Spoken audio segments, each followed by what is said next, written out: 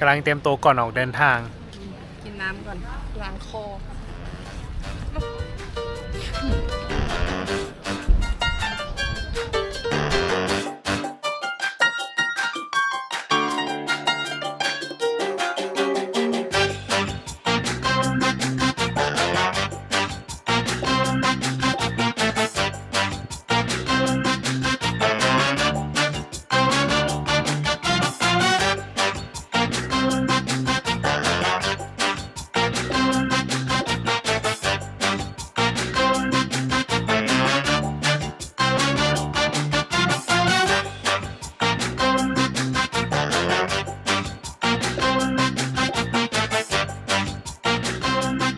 เหมือนแม่มีจระเข้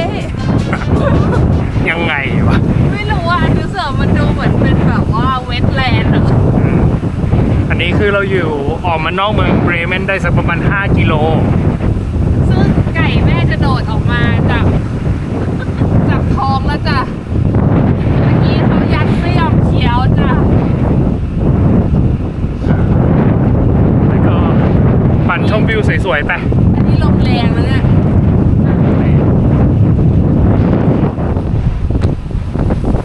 Not too late to chase the sun. Just you wait, change is gonna come. Not too late to chase the sun. Just you wait, change is gonna come. ลมแม่งแรงวัวตายควายลมมาก ต้นไม้แม่งเอ็นไปละวันนี้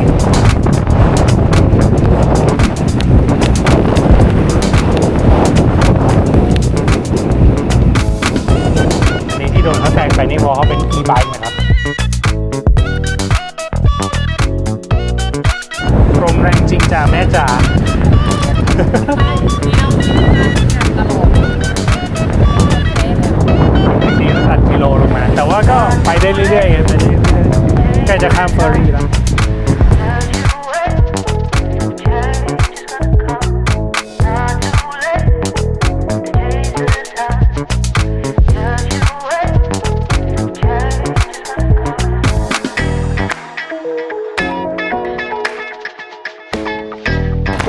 ฝนตกแล้ว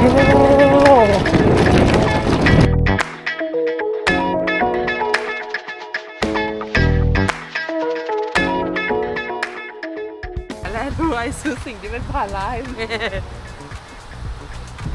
มันก็ตรงนี้มันต้องว่าลมอ่ะ เอาไว้ข้างหลัง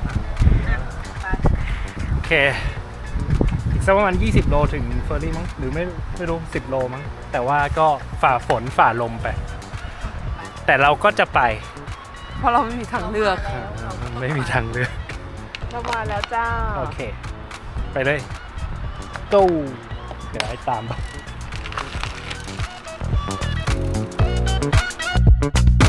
Not too late to chase the sun. Just you wait, change is gonna come. Not too late to chase the sun. Just you wait, change is gonna come. Not too late to chase the sun. Just you wait, change is gonna come. Not too late to chase the sun. Just you wait, change is gonna come.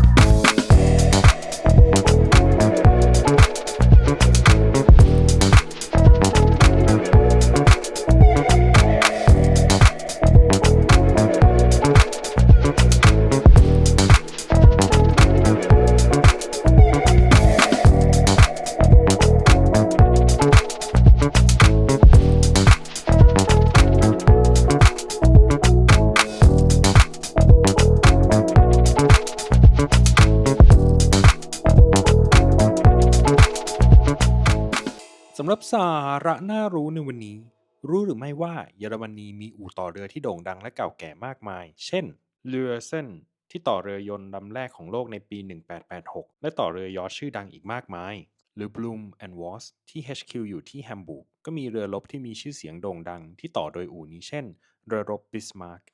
หรือ ThyssenKrupp ที่ทำแทบทุกอย่างในด้านงานวิศวกรรมตั้งแต่ลิฟต์ยันเรือรบ ผลงานเรือรบที่ฝากชื่อไว้ก็ได้แก่เรือรบ Prinz Eugen ซึ่งอู่ต่อเรือที่มีชื่อเสียงเหล่านี้ก็แสดงให้เห็นถึงความเป็นหนึ่งในผู้นำด้านวิศวกรรมของเยอรมนีได้เป็นอย่างดี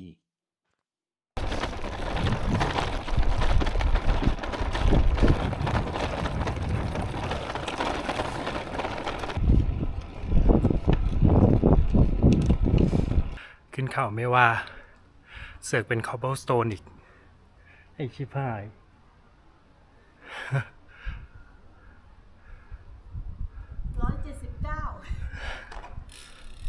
โอเล่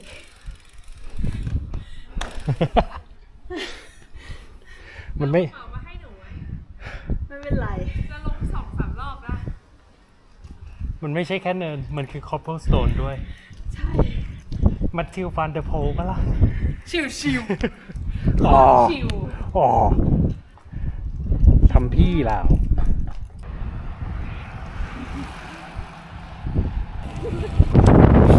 เป็นฝนลงอีกแล้ว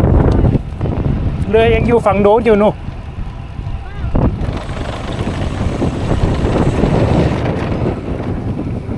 ได้จ้ะ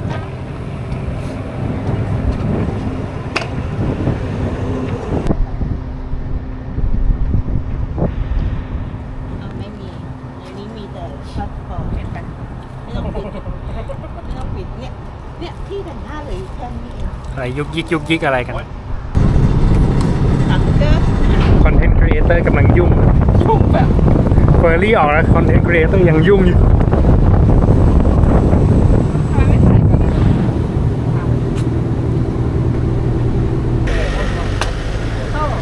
Tschüss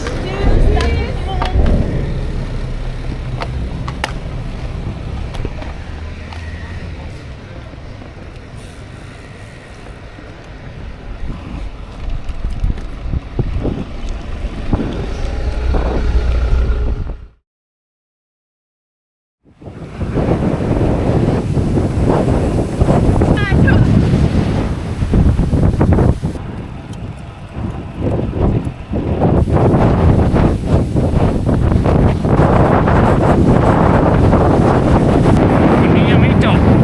ยังต้องไปต่อ ใกล้จะถึงแล้วยังจะบอกว่าใกล้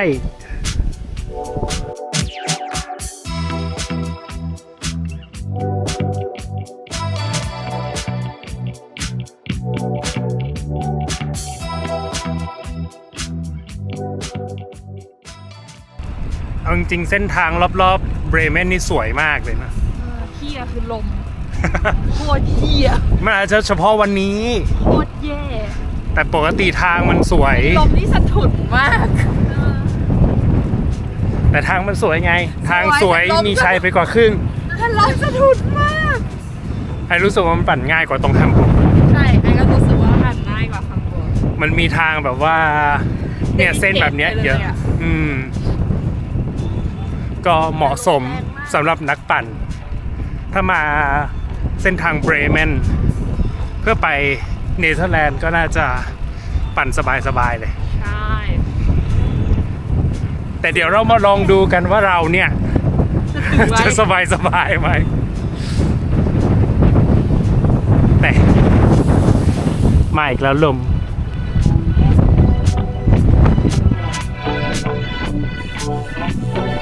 น้องแก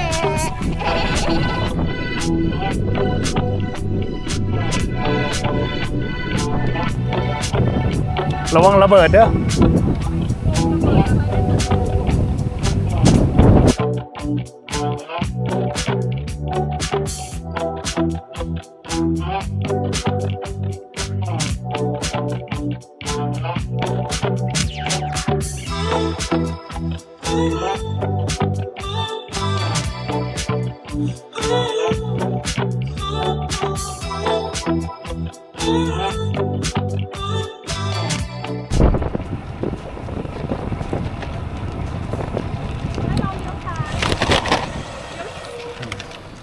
เราไม่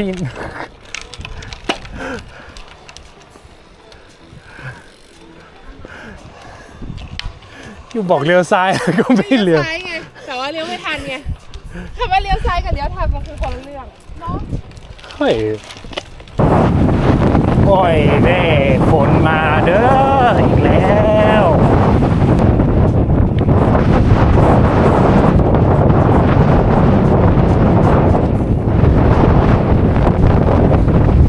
ฟ้าฝนเป็นใจเหลือเกิน กลัวร้อนพรมลงมาเรื่อยๆเลยเนี่ย ทั้งลมทั้งฝน ทีมงานว่าไงทีมงาน ทีมงานต้องถามคนหลังสุด ทีมงานเจ็บก้นครับ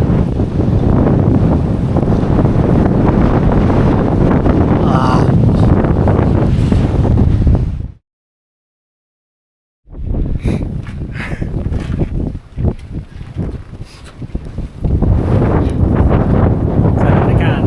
เช็ดกล้อง สถานการณ์ย่ำแย่ดูดิฟ้าฝนไม่เป็นใจเลยแม่งตกตลอดทาง เดี๋ยววันนี้ต้องมีคนป่วยเปล่าวะ แน่ดิ สู้ ชาเลนจ์มันคือชาเลนจ์วันนี้เรามาทำชาเลนจ์ Not too late to chase the sun. Just you wait, change is gonna come. Not too late to chase the sun. เข้าใกล้ความเจริญแล้ว Change is gonna come. เราเห็นรถบัสนี่คือเข้าใกล้ความเจริญแล้วเข้าใกล้เมืองแล้ว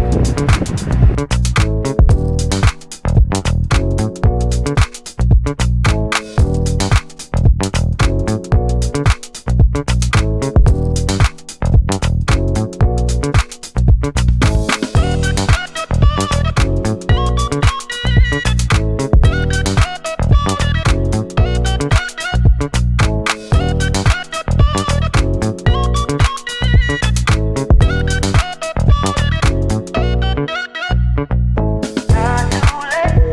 to chase the sun. Just you wait, change is gonna come. Not too late to chase the sun. Just you wait, change is gonna come. ซึ่งก็ถึงที่พักจะได้พักกันละ หลังจากเป็นผู้ประสบภัยหลายชั่วโมง สภาพอนาถา เจอฝนตลอดทาง สู้กับฟ้าฝนมาตลอดทางชีวิตต้องสู้ ลมแรง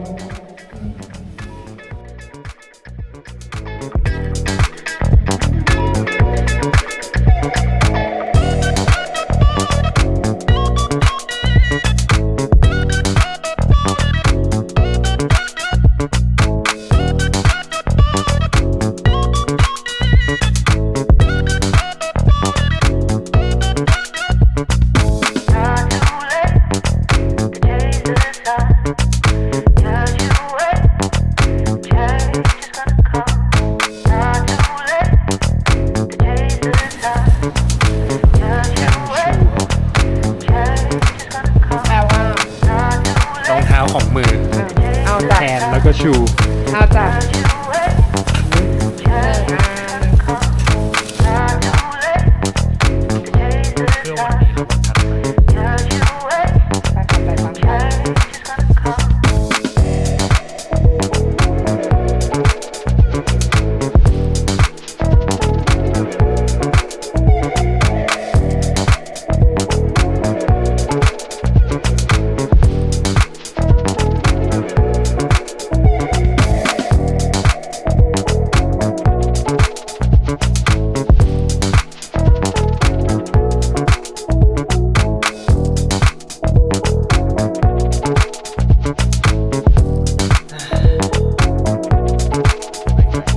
ข้าวอาบน้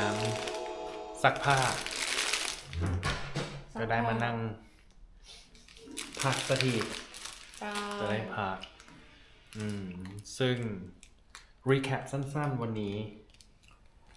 วันนี้ไม่เป็นไปตามแผนสักเรื่องหนึ่งเลยอ่ะ วันนี้ก็คือวางแผนอะไรมาก็คือเปลี่ยนแผนหมดตลอดทั้งวัน เพราะว่า so many unplanned things แผนมีไว้พับ มันเปลี่ยนตั้งแต่เมื่อคืนแล้วเว้ย คือเราอ่ะบอกว่าเราจะขึ้น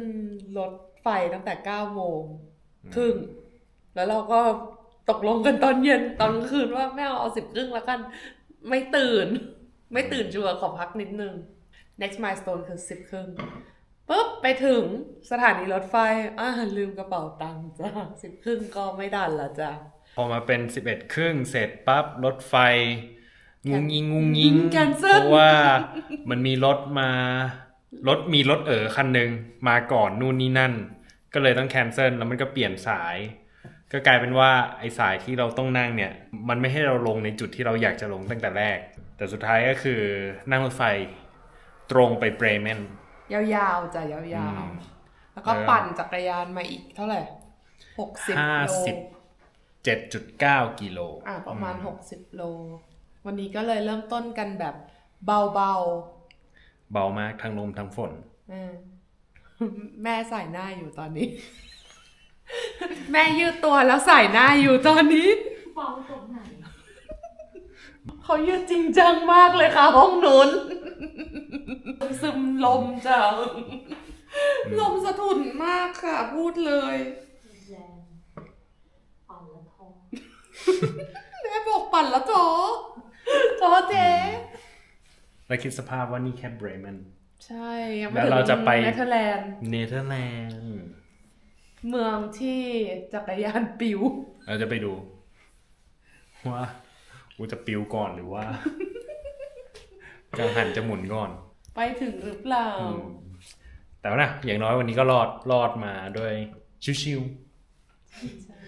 ๆแล้วมาถึงแล้วก็ชิลแล้วซึ่งก็เป็นครั้งแรกไงที่เรามาไบค์แพ็คกิ้งอย่างนี้ก็มีอะไรให้เรียนรู้แล้วก็ทำให้รู้ว่ามีอะไรต้องช็อปอีกเยอะ ไม่ใช่ม้วนตัวว่ะ มีอะไรที่ทำได้อีกเยอะ แต่ถามว่า enjoy ไหมก็ enjoy วันแรกนะ วันแรก enjoy ก็รู้สึกว่าไปต่อได้ ใช่ยังไปต่อ มีแววมันมีแวว ซึ่งแพลนสำหรับพรุ่งนี้เนี่ยตอนแรกเนี่ยจะปั่นจากตรงนี้ไปเมืองเอมเมนจากโอเดนเบิร์กไปเอมเมนเนี่ยใช้ระยะทางเนี่ย126ก็จะหนักเกินไป เพราะคนหนึงก็อาจจะปวดหลังคนหนึงก็จะปวดตูดคนหนึงก็จะปวดตีน มันมีหลายปวดอ่ะก็เอาวะลดหน่อยนั่งรถไฟ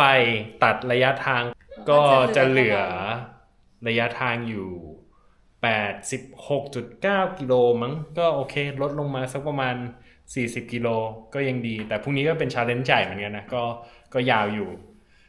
พรุ่งนี้ก็คือแพลนหลักๆก็คือจะนั่งรถไฟออกไปเมืองเลียแล้วก็ปั่นจักรยานจากเมืองเลียไปเมืองเอมเมนซึ่งก็จะเป็นวันที่ข้ามจากเยอรมันไปเนเธอร์แลนด์ละก็